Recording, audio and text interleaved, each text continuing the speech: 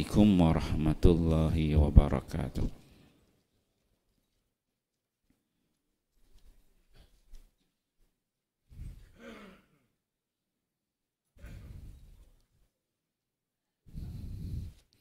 Himpunan hadis-hadis sahih. Hadis ke-15. Rebutlah pahala puasa setahun. An Abi Ayyub Al-Ansari radhiyallahu anhu anna Rasulullah sallallahu alaihi wasallam qala man sama ramadana summa atba'ahu sittan min syawal kana ka siyamid dahri. Akhrajahu Muslim fi sahihih. Daripada Abu Ayyub Al-Ansari radhiyallahu anhu bahawa Rasulullah sallallahu alaihi wasallam bersabda, sesiapa yang berpuasa Ramadan kemudian diiringi dengan puasa sunat 6 hari dalam bulan Syawal, itu adalah menyamai seperti berpuasa selama setahun. Riwayat Muslim. Pengajaran hadis.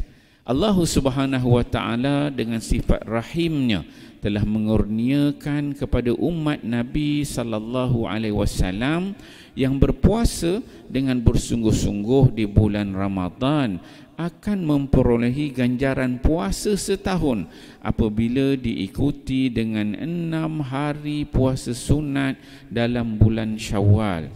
Ini adalah kerana firman Allah Subhanahu wa taala dalam surah Al-An'am ayat 160 yang bermaksud sesiapa yang melakukan amal kebaikan maka akan digandakan kepadanya pahala 10 kali ganda. Setiap Muslim hendaklah menjadikan amalan berpuasa sunat ini sebagai satu kelaziman kerana ianya dapat menampung kekurangan daripada puasa wajib yang telah dilakukan. Alhamdulillah tuan-tuan dan mulia, kita membaca pagi ini satu hadis Nabi sallallahu alaihi wasallam, iaitu hadis yang ke-15. Ini merupakan hadis yang terakhir dalam himpunan hadis-hadis sahih.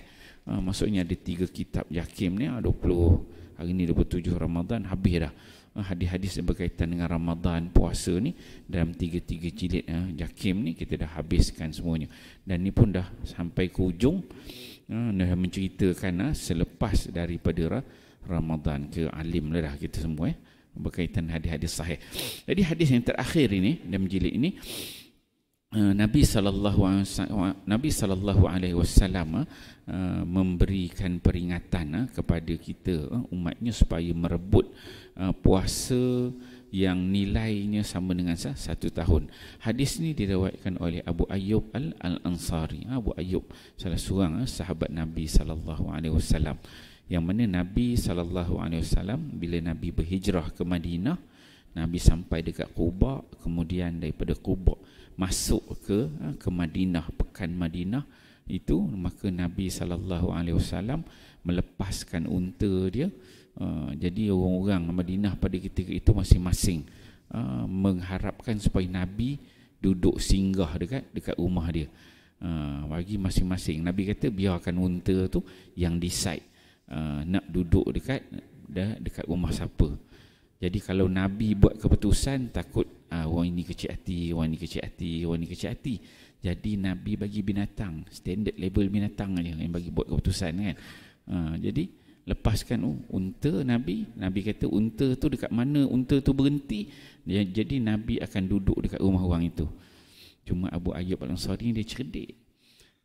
Dia binatang ni, dia ada macam unta, dia ada pelana unta tu. Jadi Abu Ayyub Al-Ansari, dia bila Nabi cakap itu, dia cepat-cepat dia ambil pelana unta tu. Jadi biar unta tu lepas, dia ambil pelana unta tu, dia bawa pergi ke rumah dia. Jadi unta ni dia jalan, tengok kanan kiri, jalan lagi. Dia tak tahu nak pergi mana. Nama pun unta. So unta buat keputusan, ni memang tak kerti. Jadi dia jalan. Abu Ayyub Al-Ansari dekat rumah dia tu, dia pegang pelana tu, dia buat dalam. Jadi unta bila lalu ke depan rumah Ayyub, dia nampak pelana tu tuan dia punya. Dari dia tahu, itulah kat situ nak cerdiknya Abu Ayyub Al-Ansari ni. Jadi Itulah antara penyebabnya yang mana Nabi SAW bila Nabi kat Madinah tu, Nabi duduk rumah Abu Ayyub Al-Ansari, menginap situ. Dan Abu Ayyub Al-Ansari dia ceritakan Nabi setahun lebih sebelum Masjid Nabawi siap, sebelum rumah Nabi siap, rumah sebelah, setahun lebih Nabi duduk rumah Abu Ayyub Al-Ansari. Mula-mula Nabi dia duduk dekat bawah. Rumah Abu Ayyub ni 2 tingkat, ada atas ada bawah. Abu Ayyub dia tidur atas, Nabi dekat bawah. Abu Ayyub dekat atas, dia dengan isteri dia, Nabi dekat bawah. Jadi Abu Ayyub ni tak boleh tidur malam, dia duduk pusing kanan, pusing kiri, pusing kanan, pusing kiri.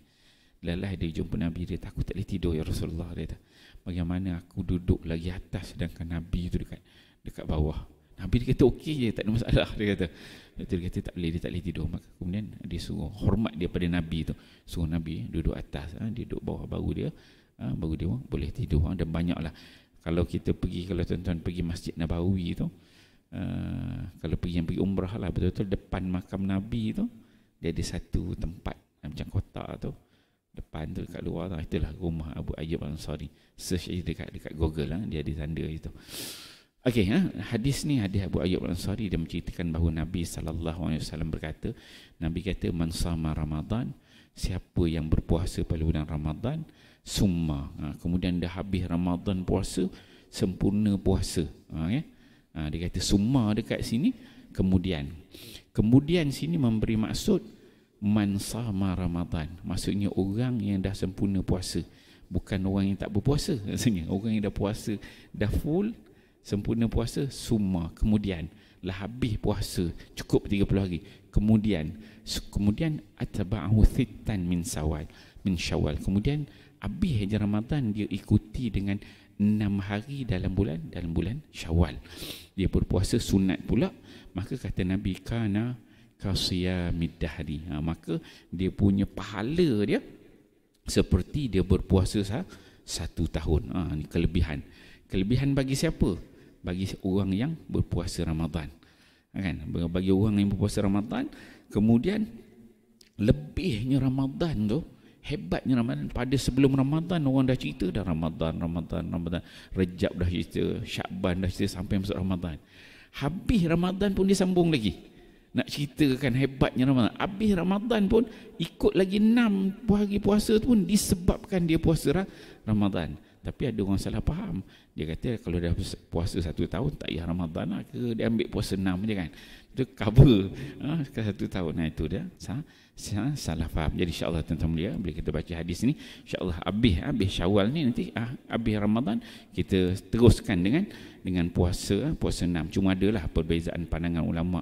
Nak puasa 6 tu kalau ada nak puasa setiap hari berturut-turut ke, selang-selang ke, kan? Ada ulama kata ambil depan sikit, tengah sikit, ujung sikit. Ada ulama kata mutatalian, berturut-turut. Ada beberapa pandangan. Ada kata yang kalau kita ni ada puasa ganti, bolehkah niat tu disekalikan ataupun diasingkan, nak buat yang ganti dulu ke, kemudian baru puasa 6 dulu ke, baru ganti ke. Itu ada beberapa pendapat ramai. Secara umumnya buat dalam bulan Syawal 6 hari itu selesai. InsyaAllah kita semua dapat dia punya fadilat, sebab puasa Ramadan tu dapat nilai puasa 1 tahun. InsyaAllah kita fahami, amal dan sampaikan. Wallahu a'lam. Subhanallah.